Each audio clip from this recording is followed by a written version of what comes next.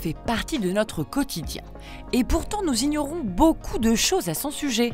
C'est donc l'occasion d'en apprendre un peu plus en remontant directement à la source.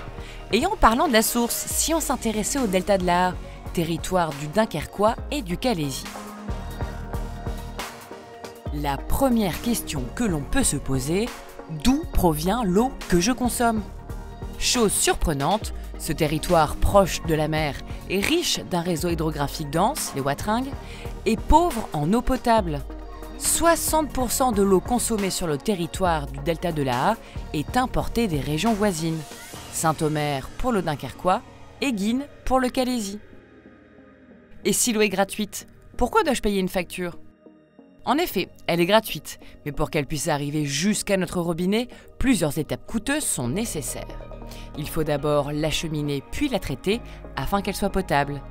Notre facture comporte également 2 redevances qui, une fois versées aux agences de l'eau, permettront de financer tous les projets visant à protéger nos ressources en eau.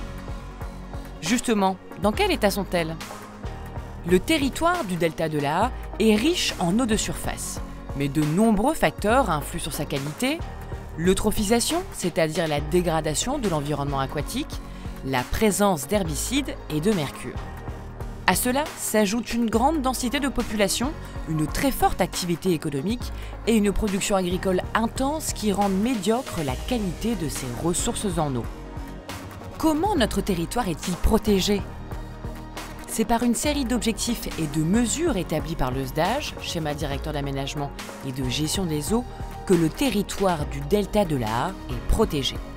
À titre d'exemple, entre 2022 et 2027, l'objectif est de supprimer la pollution par les herbicides, de préserver les zones humides ou encore de garantir un usage durable et partagé de la ressource en eau. À mon échelle, comment puis-je participer à leur préservation ?